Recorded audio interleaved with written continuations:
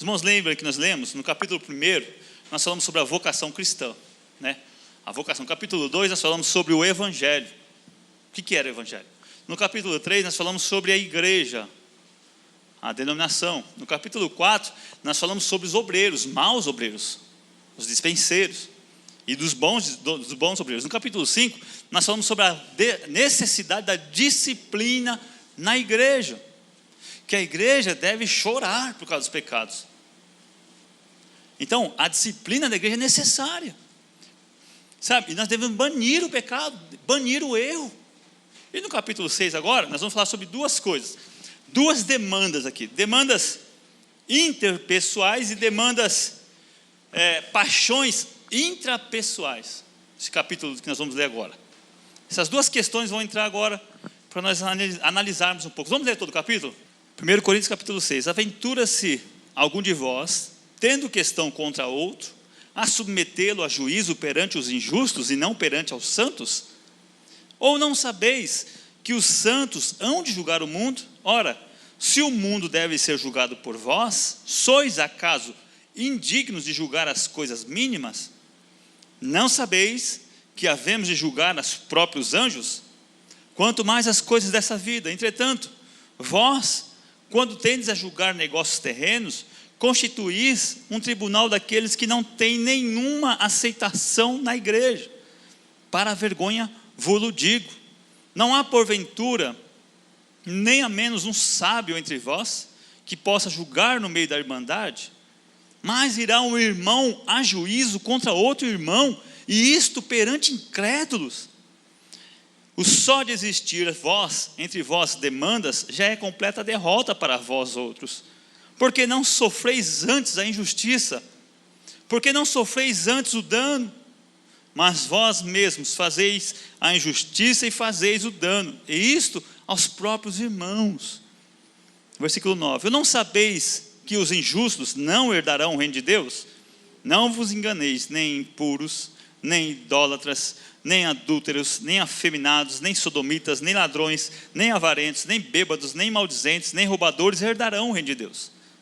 Tais foste algum de vós, mas vós vos lavastes, mas fostes santificados, mas vós fostes justificados em nome de Jesus Cristo e no Espírito do nosso Deus. O 12. Todas as coisas me são lícitas, mas nem todas convêm. Todas as coisas me são lícitas, mas não me deixarei dominar por nenhuma delas. Os alimentos são para o estômago é para o alimento, mas Deus destruirá tanto estes como aqueles. Porém, o corpo não é para a impureza, mas para o Senhor, e o Senhor para o corpo. Deus ressuscitou o Senhor, e também nos ressuscitará a nós pelo seu poder. Não sabeis que os vossos corpos são membros de Cristo? E eu, porventura, tomaria os membros de Cristo e vos faria membros de uma meretriz, que quer dizer prostituta? Absolutamente não. Ou não sabeis que o homem que se une à prostituta forma um só corpo com ela?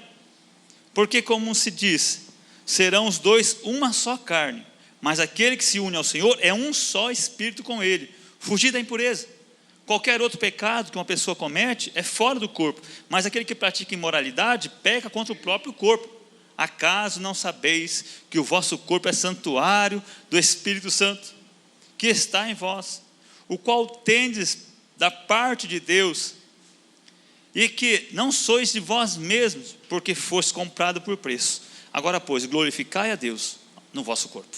Amém? Então, esse conteúdo da carta de Coríntios, nesse capítulo 6, essa imprecatória que a igreja de Coríntios estava sofrendo, o que estava acontecendo na igreja de Coríntios? Nós sabemos que estava tendo partidos, as pessoas começaram a seguir as coisas do mundo, começaram a agir como o mundo, seguir a filosofia do mundo, seguir o que o mundo estava fazendo, adotando. A igreja também começou a adotar para si, né? O que o mundo estava na moda, né? Por exemplo, o que está na moda hoje no mundo? Ter um grande show, grandes eventos. Então a igreja, ela copia o mundo e faz grandes eventos. Festival Promessa, festival não sei o quê. Então havia sempre na igreja de Coríntios havia essa conexão que o mundo fazia, nós também tínhamos que fazer. Por quê? Por causa da influência, da infiltração de homens que se converteram, alguns não se converteram e entraram na igreja de Coríntios. Então começou a haver o quê? A haver contendas, a haver demandas, a haver pessoas que estavam sendo injustiçadas por irmãos, e isso começou a então trazer grandes problemas na igreja. Por quê? Qual o grande problema da igreja? Por que nós não podemos usar o mundo para reger aqui a ordem da igreja, para disciplinar a igreja? Porque a igreja, ela recebeu uma ordem de Deus, que ela iria julgar o quê? O mundo. Domingo passado eu falei, você sabia que você vai julgar aquele ídolo que você desprezou ontem? Se você por acaso ainda tem uma idolatria no coração, você ama algum tipo que o mundo idolatra, e você se libertar disso, você vai julgar ele. Por exemplo, um parente seu que não se converte, no dia de juízo, no juízo final, você vai condenar ele à eternidade, para o inferno. E você vai aplaudir a condenação dele. Então o mundo está sobre a ordenança de julgar, a igreja, sobre a ordenança de julgar o mundo, recebeu isso de Jesus Cristo. Cristo deu à igreja todas as coisas, tudo para que a igreja fosse o quê? Um instrumento. Então, como eu tenho um problema, eu tenho uma dificuldade com o irmão foi um trapaceiro, o irmão me enrolou, em vez de eu procurar aqui os santos da igreja, eu vou lá e entro no juízo do mundo, num fórum que não tem nada a ver com a igreja. O versículo fala assim: aventura-se algum de vós tendo contra outro algum problema, alguma dificuldade. Irmãos, presta atenção. Sabe por que tem problema na igreja? Porque nós somos seres humanos, sempre vai ter problema. O mundo, nós aqui na igreja, nós estamos no mundo, e esta obra ainda não foi consumada, a sua perfeição ainda não chegou. Então todos nós poderemos errar e tropeçar, nós ainda estamos imperfeitos, e esses problemas acontecerão. Você quer ver só, na sua casa tem problema? Claro que tem. Não tem? Caim e Abel, teve algum problema? Esaú e Jacó, Absalão com a sua família toda, que grande problema na casa de Davi. Então é normal, Sara e Agar, mas quem que resolvia os problemas? Era algum juízo externo ou era interno? Era interno.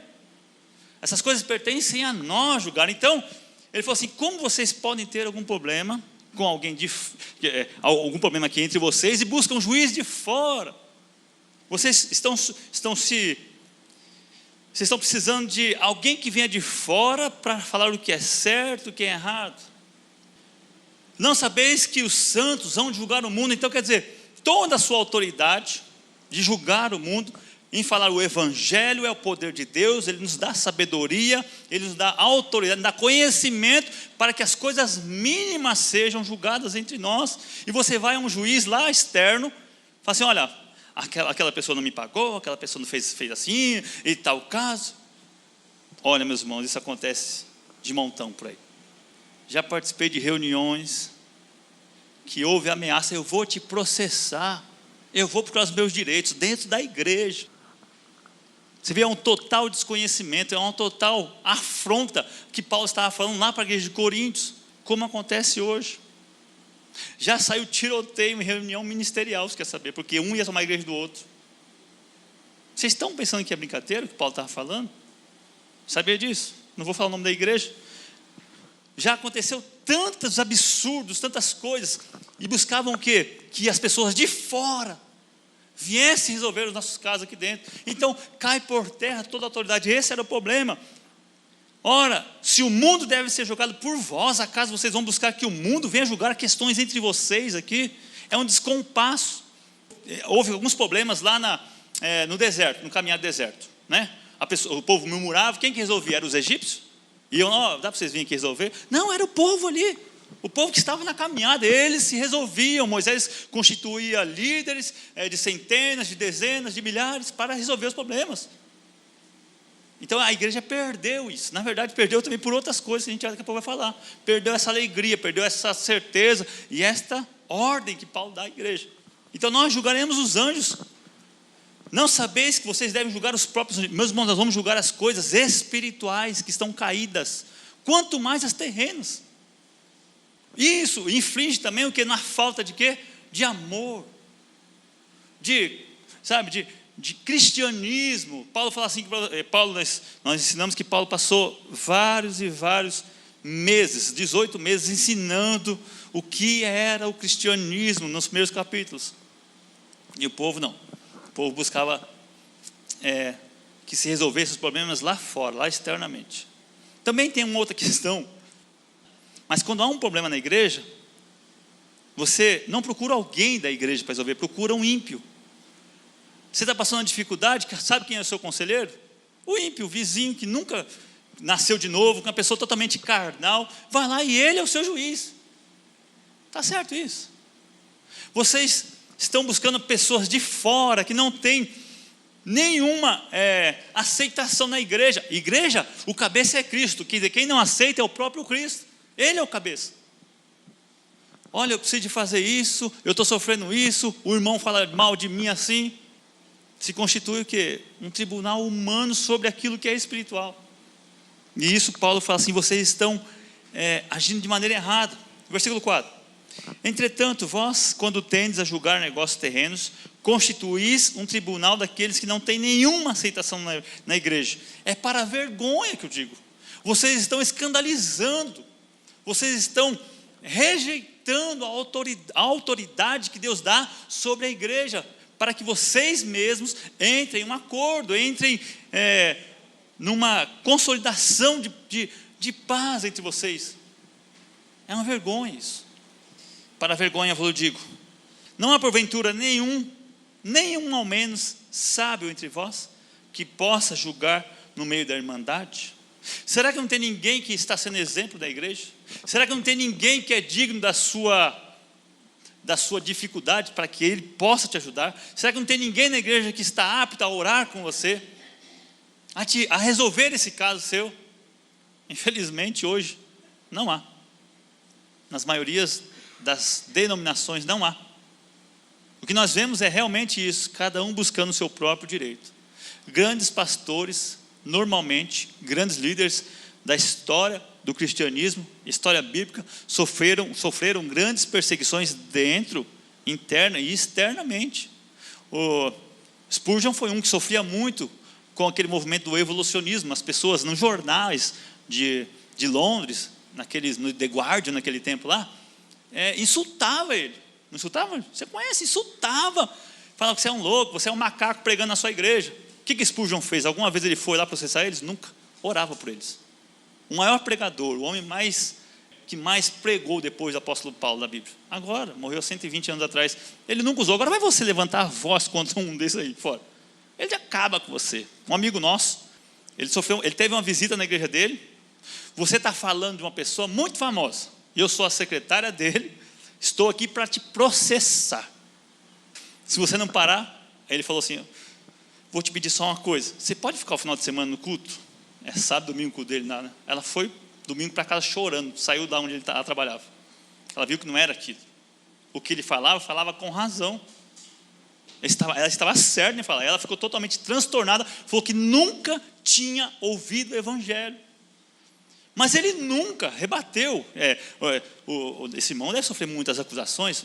A questão é, será que nós não temos consciência que esse mundo é caído?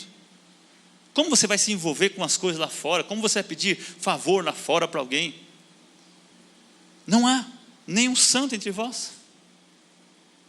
Não tem mesmo, sabe? Hoje realmente não tem, mas naquele tempo tinha. O apóstolo Paulo, tinha Apolo, tinha Cefas. Hoje realmente são poucos as pessoas que realmente podem te aconselhar.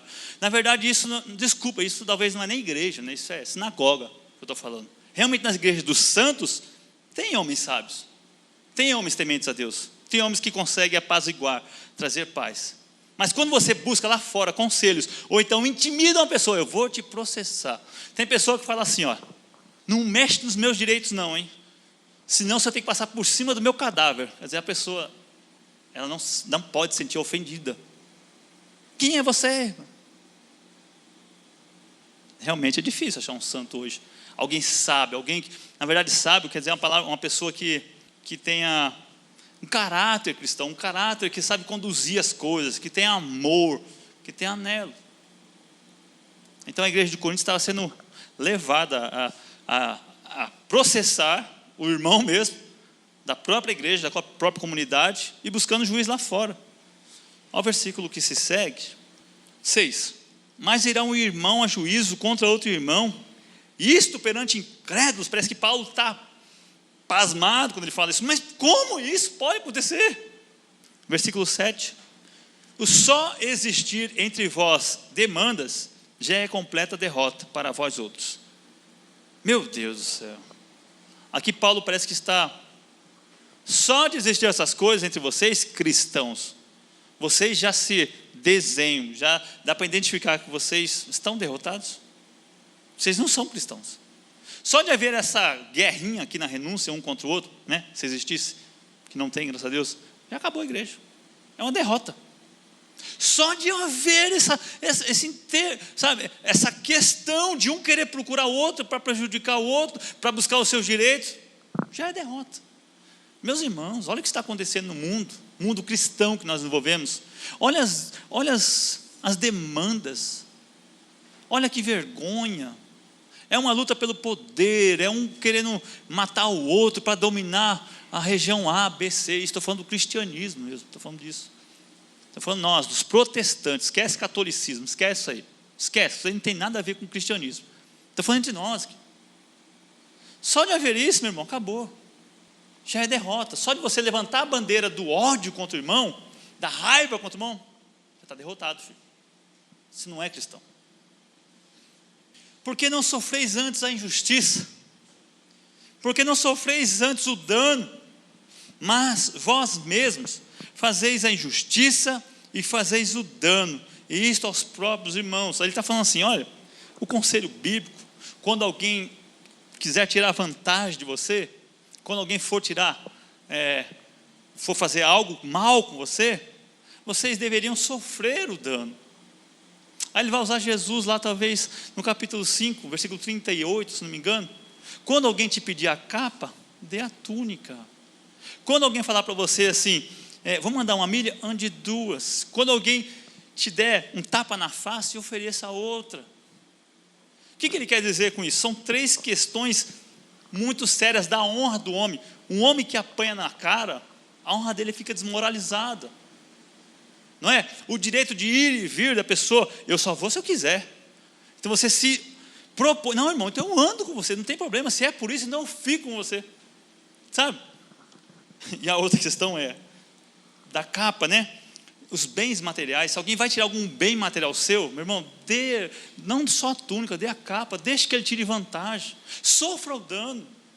Esse é o conselho de Jesus. Para quê? Para preservar você, para que você não caia nessa onda de querer tirar vantagem. Não, mexeu comigo, rapaz, não sou besta não, eu sou crente, mas não sou, aqueles palavrão que eles falam, né?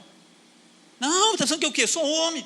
Jesus fala assim, não sofra o dano, sofra o dano. O versículo 8. Mas vós mesmos, olha, presta atenção, como é que a coisa é séria, o cristianismo é sério. Quando você está sofrendo dano, se você por acaso for querer satisfação, você está cometendo injustiça. Eita! Você está fazendo a injustiça, está cometendo dano, tanto como aquela pessoa. Perdoa esse irmão, deixa para lá, deixa ele tirar vantagem, deixa ele achar que ele está certo, deixa ele. Sofra o dano. Não vá buscar juiz lá fora, não, eu vou processar. Meu pai perdeu uma chapa de carro, né, pai? Um tempo atrás, o irmão pegou dele, comprou dele, não pagou até hoje. 20, 30, 50 anos atrás. Podia muito bem atrás desse irmão, processá-lo, ficou quietinho. É assim, nós temos que sofrer o dano, nós temos que perder. Pagou agora para uma pastora de uma igreja que blasfema o evangelho aí, uma dívida de 30, 40 mil reais, né? Porque ela morou de aluguel 2 anos, 3 anos e não pagou nunca aluguel. Teve que pagar, ele era fiador. Então, sabe, está sofrendo dano. A Bíblia fala, sofra o dano. Não, apesar que isso também não são justos, né? Meus irmãos, porque você fazendo isso, você está cometendo injustiça, e isso aos próprios irmãos. Você pode sofrer com isso lá na frente. Então, Paulo fala, olha, só de haver isso entre vós, já é completa derrota. Vocês estão, sabe, isso não é cristianismo, isso não é bíblico, isso não tem nada a ver com cristianismo. Mas se acontecer, porque pode acontecer alguém que seja perverso, a demasia dentro da igreja, e infelizmente tem muitos hoje, sofra o dano você, tá? é melhor que você faça isso, para que você não cometa, de certa forma, não seja visto como alguém rancorosa, alguém que quer ser rival, né? Que quer, não, vou dar na cara dele agora. Não faça isso não. Ofereça a outra face. Ande mais uma milha. Dê também a túnica. Quer, filho? Toma. Foi assim que Jesus fez por nós. Ele sofreu o nosso dano. Ele pagou o nosso pecado. Ele cobriu a nossa nudez. Amém, meus irmãos? Então, isso que estava acontecendo na igreja era uma coisa muito fechatória. Estava se caracterizando um lugar onde não era o cristianismo pregado, onde não era Jesus Cristo que tinha ensinado através do apóstolo Paulo como ser agora, porque nós somos diferentes do mundo. O mundo, isso é coisa do mundo. Você vê aí o Lula preso, uma enxurrada de processo que está rolando, isso é natural do mundo, dos ímpios. Eles se resolvem. Agora nós aqui não.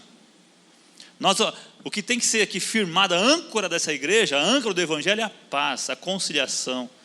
Sabe, não tem problema, falou mal de mim, eu te amo, eu oro por você, sem hipocrisia, sem demagogia, sem desejar um mal. É verdade. Você tem que sofrer esse dano. Você tem que orar para que isso seja verdade na sua vida. Agora vamos lá. Aí parece que Paulo, então, ele fala, porque quem faz essas pessoas, no versículo 9, quem faz essas coisas, se eles continuarem agindo dessa forma, eles não podem herdar o reino dos céus. Olha lá. Aí ele começa também a colocar outros parâmetros sobre a igreja, sobre nós. Ou não sabeis que os injustos não herdarão o reino de Deus? Você está sendo injusto, você está sendo pesado, você não está sendo cristão, você está buscando a justiça dos homens, não a de Deus. Você não vai herdar o reino de Deus. Não vos enganeis, nem impuros. Aí ele começa então a entrar nos pecados mais graves da igreja que estava tendo lá naquele tempo. Os impuros, aí está falando da impureza sexual.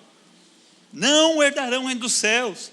Nem idólatras, alguém que tem algo como maior amor, como maior tesouro, idolatria do que a Deus.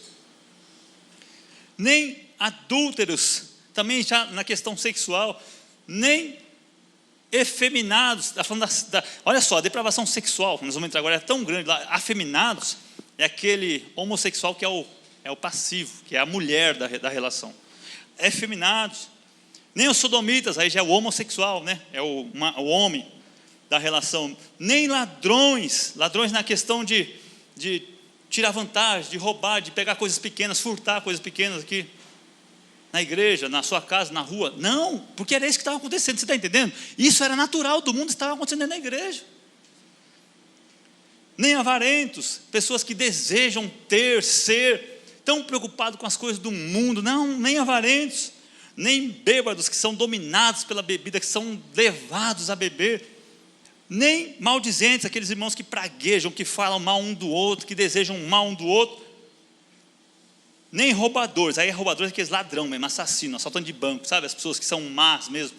Infelizmente, isso está cheio na igreja também.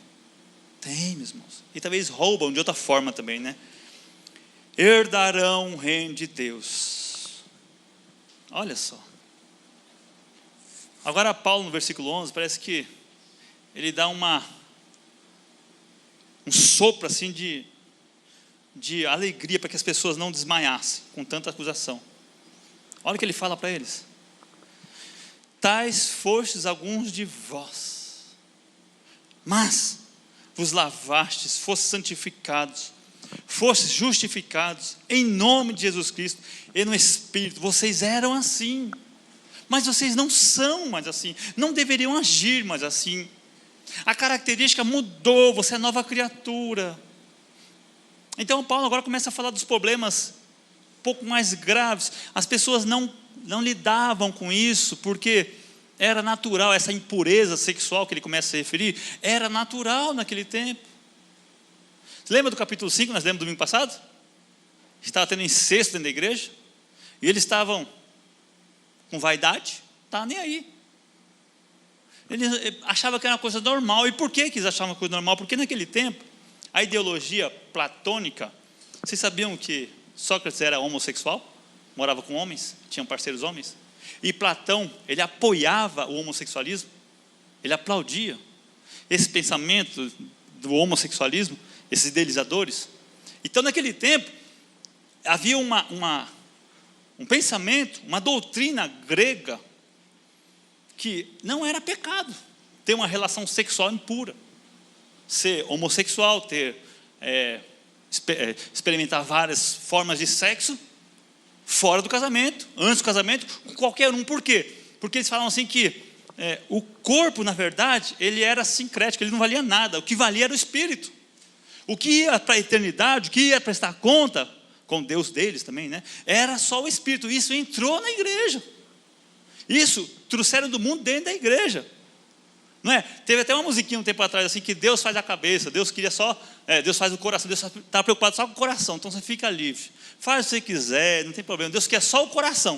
Lembra dessas musiquinhas? O movimento gospel que nasceu uns 30 anos atrás aí?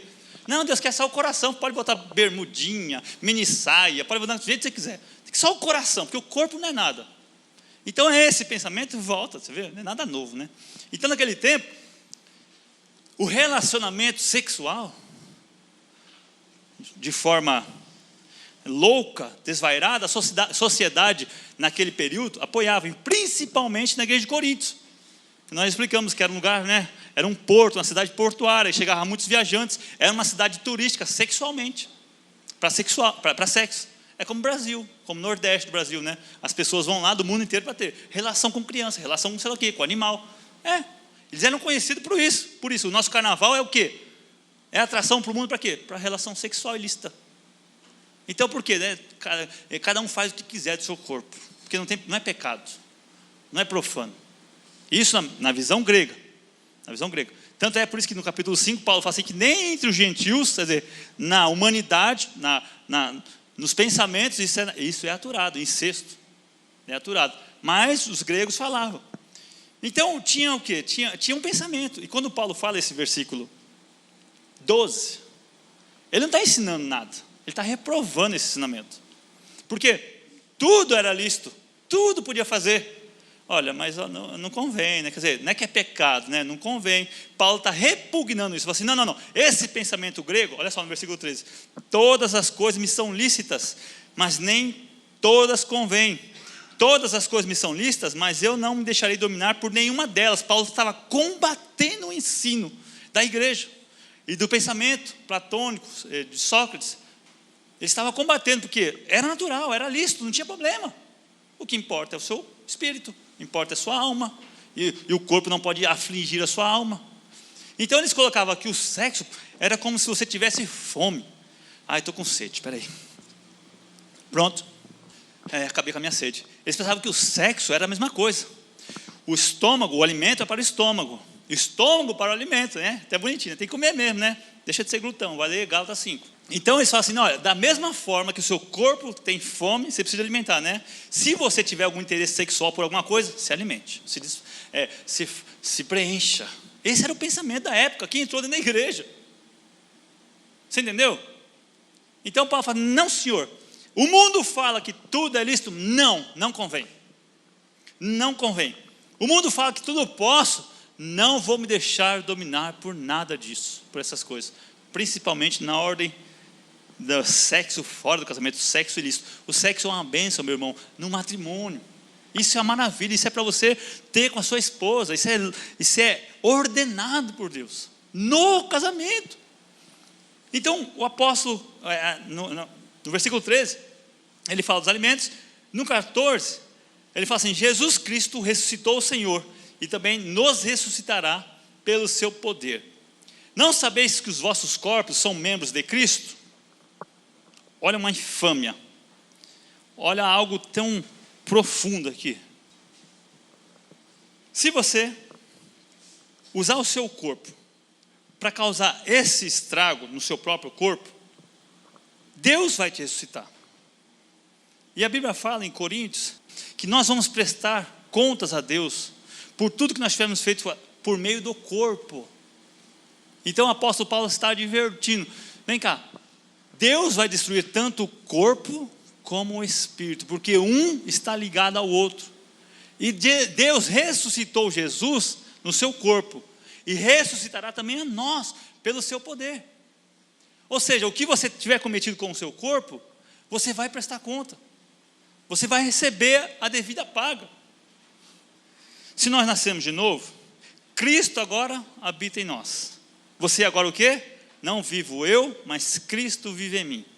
Aí o apóstolo fala assim: se você se deitar com uma meretriz, você vai fazer um corpo com ela. Você vai se unir a ela.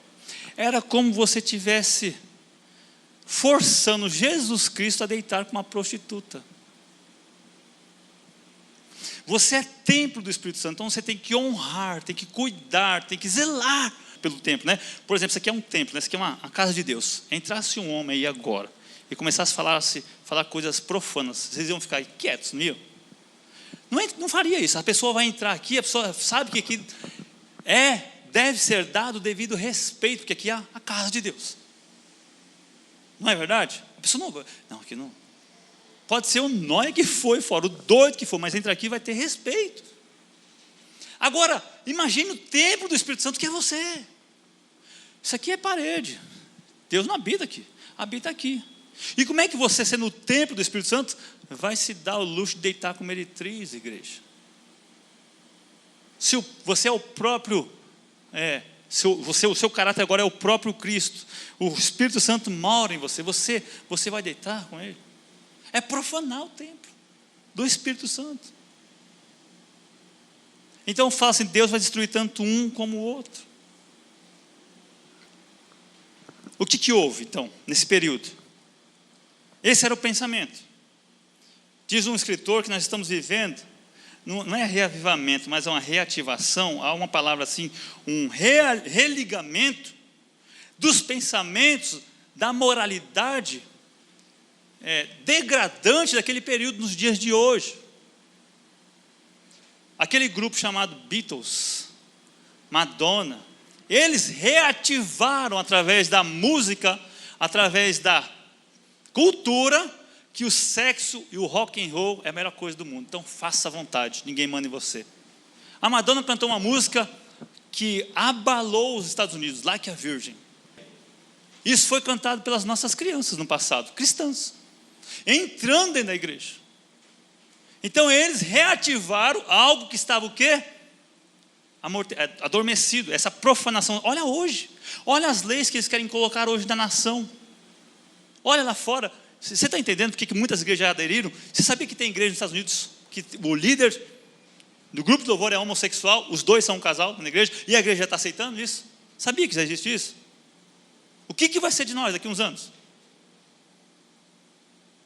Já existe isso. Então, presta atenção que você está cantando, Giovana, e ouvindo, Juliana, que é tudo uma apologia à liberdade. Woodstock, droga, sexo e rock and roll.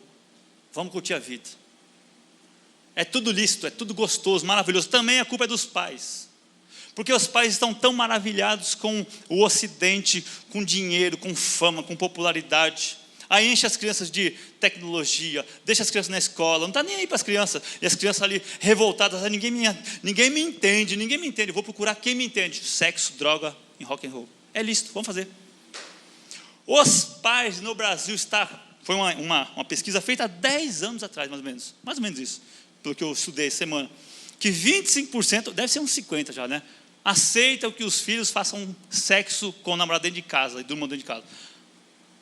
Promiscuidade. Isso é o quê? Isso é lá fora, meu irmão. Isso é a sociedade. Você está entendendo o que está acontecendo? Tempo de Sodoma e Gomorra, quer dizer, sexo à vontade, liberado. Isso prenunciaria a volta de Jesus Cristo. E a igreja está dormindo, está vacilante. Nós estamos preocupados em outras coisas. Não estamos preocupados em que nós estamos vendo e ouvido e vivido. Presta atenção, você não está achando mais igreja que quer pregar só o evangelho, viver o evangelho contra o que o mundo está ensinando, e às vezes até contra a igreja mesmo. O nosso maior campo de missão é a própria igreja. Tem crente que vem para cá, não sabe nem o ABC do evangelho. Você tem que ensinar tudo. Não pode, filho, não pode. Parece que é um ímpio ainda.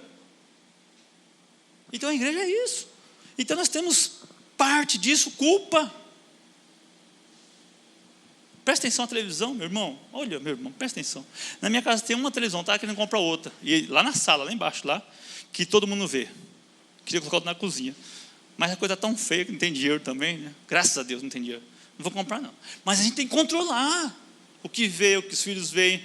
E aperta o cerco. A igreja é menina. Olha os namoros, meus irmãos. Menino de 13 anos namorando. Eu fui fazer um trabalho numa igreja e o fogo estava, nossa, misericórdia. O próprio Deus estava. Aqueles irmãos todos gritando e chorando. Bem, acabou o culto. Tinha 2 jovens de 13 anos, assim lá, na porta da igreja. Filho de pastor. Eu falei, o que é? Os irmãozinhos lá, glória a Deus, irmão. 13 anos de idade. Ficamos assim, o que é isso, meu irmão? Vem falar, gente, que vocês não têm o Espírito Santo, viu, igreja? Quem não tem são vocês não temem a Deus. Vocês não têm noção que é o Espírito Santo. E isso é generalizado. Deixa eu experimentar aquela menininha, não gostei. Deixa eu ver você, não gostei. É assim, a mocidade, a juventude, sexo. Eu quero sexo. Isso é coisa de ímpio. Ímpio. Quando eu namorava com uma pessoa que não era crente, naquele tempo de loucura, que não gosto nem de falar isso, a gente procurava namorado para sexo. Quer o quê? Beijar o quê? Está doido? Era isso, é natural que isso seja assim. Nós não, a igreja não. Olha a porcentagem de quantas pessoas casam virgem hoje no mundo. Na igreja. Nem queira saber. Eu não sei, mas eu sei que é baixo. Porque a influência do mundo entrou na igreja. A igreja e o mundo é a mesma coisa. O sexo ilícito lá é lícito aqui para nós. É ilícito, quer dizer, que é lícito lá, também está sendo lícito aqui. A impureza sexual, a sodomia, o afeminismo. Tanto menino que fala manso, acorda, rapaz, vira homem, vai trabalhar, vagabundo. Para essa voz de feminina aí, acorda, desperta, rapaz. E mostrando a cueca, e mostrando tanta coisa na rua. O que é isso aí? Eu estou falando de crente, viu? Ímpio é ímpio. Deus vai destruir. Deus vai destruir aquilo que você tiver feito por meio do corpo. Vamos lá para o versículo 17. Não, desculpa. O 18. Esse conselho maravilhoso que Paulo dá. Fugir da impureza. Meu irmão, sexo é terrível. Ele fala assim, não resista. Não lute. Sabe aqueles crentes? Comigo não acontece não. Eu sei até onde eu posso, eu resisto. O conselho de Paulo é, foge da impureza. Foge do desejo sexual. Não resista, não lute, não ore contra, fuja. Lembra do caso de José do Egito? A mulher de Potifar, deita comigo. Não. Deita comigo. Ficou assim várias, não foi uma vez, foi várias. Não. Chegou uma hora que estava tão difícil, ele saiu correndo. Fugiu. Não tem como se enfrentar, você é carne. Foge disso. Por isso que a igreja tem que ser pregada. A impureza não pode haver entre nós, não pode haver menção. Presta atenção, Giovana, você tem que casar, você tem que namorar para casar, é com um só. Como é que eu vou me conhecer? Primeiro você conhece essa pessoa, você vai casar, se ela é temente a Deus, cristã. Não é se ela tem dinheiro, não tem dinheiro, se ela é temente a Deus. Se tiver um relacionamento íntimo com Deus, pode casar. É isso, né? Tem que experimentar, dar beijo. Porque essa é a cultura, não é essa a cultura? É essa a cultura que ensina. Não, tem que namorar, tem que sair, tem que passear, tem que ficar sozinho, tem que ver. É o mundo que fala assim, nós aqui. Foge da impureza, meu irmão. Não é para resistir.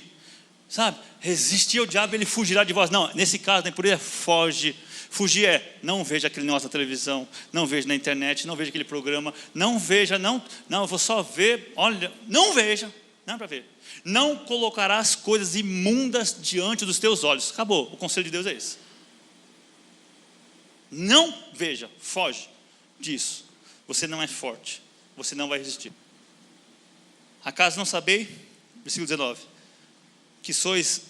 que vós sois, sabeis que o vosso corpo é santuário do Espírito Santo, e que está em vós, o qual tende da parte de Deus, e que não sois de vós mesmos. Atentai para isso, meus irmãos. Solange, você não é mais sua, filha. Você pertence a Jesus. Você pertence ao que Ele ordenar. Silas, William, vocês não são mais seus. Vocês sabiam que vocês não são mais seus? Você não tem mais vontade própria, Geraldo? Você não tem mais vontade própria. Você é escravo do seu Senhor. Você deve se encher do Espírito Santo. Você deve fazer de tudo para ter contato com Deus. O Espírito Santo está em vós, do qual tendes parte de Deus. Você tem comunicação, você tem uma linha direta com Deus. Você tem acesso ao trono da glória, da graça, da onde flui a verdade, a vida. Você não é com essas pessoas ímpias que estão cegas, que estão sem discernimento. Vocês devem se habituar em conhecer a Deus e ver os seus mandamentos, suas doutrinas. Vocês são de Deus. Vocês não têm mais parte com o mundo, com a filosofia do mundo, com o pensamento do mundo, mas têm parte agora com a filosofia de Deus, o cristianismo, que é a verdadeira filosofia de vida. Sabe, nós queremos tanto se amarrar com o mundo, que misericórdia. Vontade, às vezes a gente se amarra num poste, um poste ídolo do mundo tão facilmente. É o dinheiro, é não sei o quê, é a casa, é o trabalho, é a família, é o filho, é a escola, é a faculdade, é o casamento. Não pode. Se é da vontade de Deus, se é para a glória de Deus, fique tranquilo. É Deus que fará acontecer, não é você. E para a glória dele. Vocês são o templo do Espírito Santo. Como eu disse para vocês aqui no meio da mensagem, se é terrível falar um palavrão aqui, de falar coisa errada, fazer coisa errada aqui, né? Porque olha, e na sua casa sozinho? É normal? Se você é o templo do Espírito Santo? Se é certo que nós tenhamos reverência aqui na leitura bíblica, na exposição bíblica, e na sua casa, e no dia a dia, e no mundo, que você deve ser astro, deve ser luz, deve ser sal. É certo que nós devemos agir assim. O Espírito de Deus habita em vocês, vocês estão em contato com Deus. É certo. Para terminar, foste comprado por preço. Agora, pois, glorificai a Deus no vosso corpo. O seu corpo deve glorificar a Deus. Não estou falando só de veste, estou falando de pensamento, de desejo, de anseio, de esperança, de preocupações. A nossa preocupação não pode estar acima do poder de Deus. Irmão Geraldo veio da Bahia para cá, você tinha fé que Deus ia resolver, irmão Geraldo? Claro, é assim que nós temos que ter. O problema está aqui, está posto. Mas, meu irmão, eu tenho fé que Deus, eu tenho certeza que Deus já está cuidando de todas as coisas. Eu tenho fé que Deus está restaurando o William, o Cross. Tenho certeza que Ele tem poder para isso. Comprado com sangue, então você tem que glorificar os seus pensamentos, a sua ansiedade. Isso não pode dominar você, não pode tirar você da frente de Deus. O desespero que está batendo no seu coração, isso é tribulação. Meus irmãos, a Bíblia fala assim que aqueles que quiserem viver piedosamente sofrerão grandes tribulações, grandes dificuldades, em todas as áreas. Não é uma guerra, e não é alguém querendo matar os crentes, é internamente isso, é internamente. Você tem que vencer isso, o Espírito de Deus está em você. É que a gente está sendo tão covarde, de não confiar em Deus, de achar que Ele deixou o templo dele inabitado, impróprio, inapto para resolver, para vencer as dificuldades. Nós temos que ter fé. Glorificai, pois, a Deus por meio do vosso corpo. Você deve ser como diz, uma coluna, uma rocha inabalável. O Espírito de Deus está em você. Não se deixe contaminar com essas desavenças que podem acontecer na igreja entre vocês. Não vai levar ninguém para juízo, ao contrário, ofereça outra face, tenha paciência, tenha paz, tenha amor para dar de sobra. Sabe? O juiz lá fora, lá em Hebreus 12, fala assim que o juiz lá é para os ímpios, é para quem faz coisa errada. Você não faz mais coisa errada, você foi lavado, você foi comprado. Você agora não está mais preso a esse jugo do mundo. Você agora conhece a Deus, entende as coisas de Deus, está apto para discernir e não ser discernido por ninguém. Amém. A minha morada é outra, a minha paz é com Deus, excede todo o entendimento. Fique em paz, meu irmão. Sabe, foge dessa impureza, desse mundo. Ensinar os nossos filhos, pelo amor de Deus, fugirem disso. Vamos tirar os aparelhos da mão delas, vamos sentar para orar junto, para conversar junto. Vamos, meus irmãos. Ou você acha que a Bíblia tem menos coisas interessantes do que um tablet, um videogame? Não. Qual é a medida que está enchendo o seu coração? O que está te culpando no seu coração? Porque o seu tesouro está no seu coração. O que está no seu coração? É Deus. Vamos ensiná-los, vamos praticar isso, para sermos uma igreja forte, um povo destemido, um povo que vai ser perseguido. Porém, nós somos mais do que vitoriosos. Nós somos comprados por um bom preço. Amém? Deus abençoe, meus irmãos. Vamos ficar em pé para orar? Deus, te agradecemos mais uma vez, Pai, por mais uma vez ensinar-nos, Pai, a Tua palavra, ensinarmos, Pai, como nós devemos ser vigilantes, como nós devemos, Pai, olhar para Ti e saber que o Senhor habita em nós, que o Senhor vai nos ressuscitar um dia, e naquele dia toda máscara vai cair, Senhor, se nós estivermos usando de engano, se nós formos injustos, se nós formos infiéis, Pai. Deus, ajuda-nos a sermos, Pai, inteligentes, Pai, a observarmos, Pai, a sociedade, não nos moldarmos à sociedade, mas nos moldarmos em Cristo Jesus, com a sua característica, em amor, em afeto, em paz, em bondade. Senhor, nos ensina a ser uma igreja verdadeira, uma igreja bíblica, uma igreja que está em compasso com a Escritura, não em compasso com o mundo, ou com a filosofia, com pensamentos mundanos. Senhor, abre os nossos olhos, ensina-nos, Pai, a sermos verdadeiros com os irmãos e verdadeiros contigo. Não deixe-nos, Pai, profanar a Tua habitação, que é o nosso coração. Não nos deixe blasfemar, Pai, do Seu lugar, que é o nosso coração, que é a nossa vida, nossa mente, nosso corpo. Todas as áreas, Pai, nos ensina, Pai, a sermos fiéis, para que o Senhor seja glorificado em todo o tempo. Amém, meus irmãos.